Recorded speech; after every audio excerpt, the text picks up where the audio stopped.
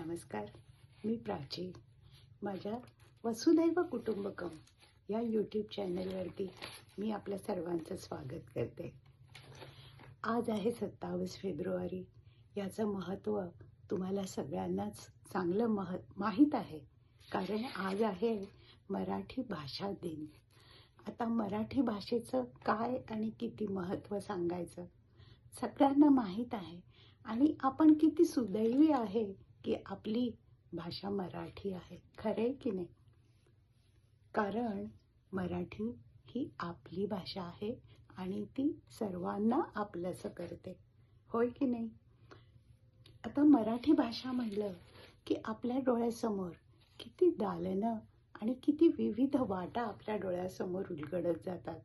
एकीकडे अतिशय सुंदर अजरामर झालेली नाट्यकलाकृती, मग ती नटसम्राट असो किंवा अगदी प्रशांत दामलेंचं खळाळून हसवणारी नाटकं असोत, तर मराठी रंगभूमी ही तेवढीच श्रीमंत आहे.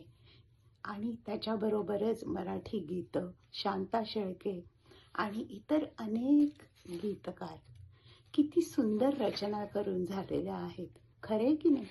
आणि कादंबऱ्या हे तर एक म्हणजे की एक मोठा जणू काही एक मोठा जलप्रवाह आहे, जो नेहमी एका छानशा समुद्राला जाऊन मिळतो, होय की नाही? कादंबऱ्या म्हणलं की श्रीमान योगी डोळ्यासमोर येतात, मृत्युंजय डोळ्यासमोर येतं.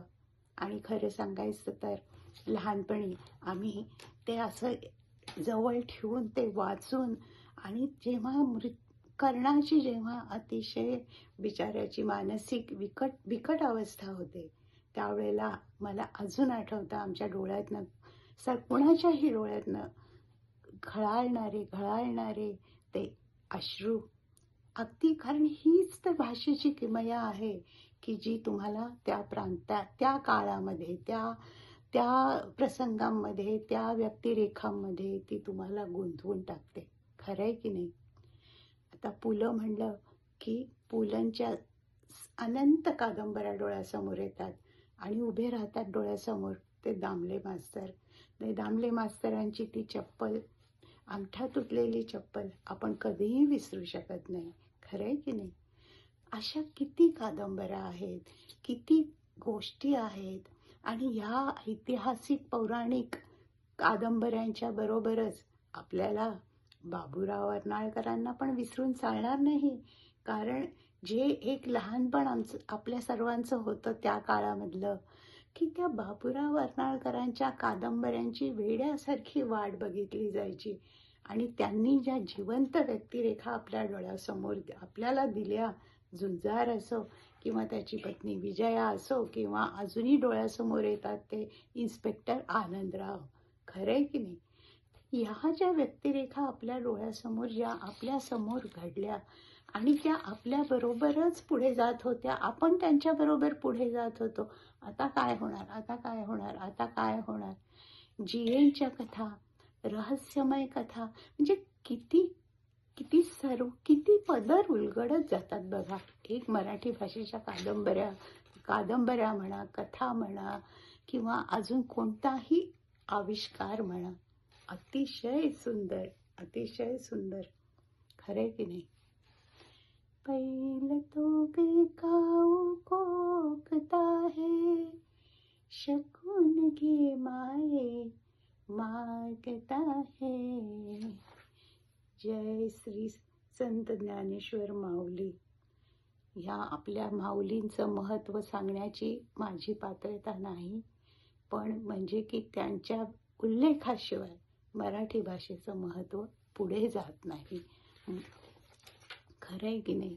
की म्हणजे एक जो प्रवास असतो द्वैताचा अद्वैताकडे जाणारा, आणि जगराहाटी सांगून आपल्याला सर्व समजावून सांगताच अद्वैताच्या प्रवासाकडे घेऊन जाणारा त्यांचा ज्ञानेश्वरी हा संग्रह, त्यांचं आयुष्य, ह्याच्यामुळे मराठी भाषा, मराठी माणूस, फक्त मराठीच नाही तर जे इतर आहेत त्यांनी सुद्धा जर वाचले तर म्हणजे त्या सर्वांचं आयुष्य पावन आहे, खरंय की नाही?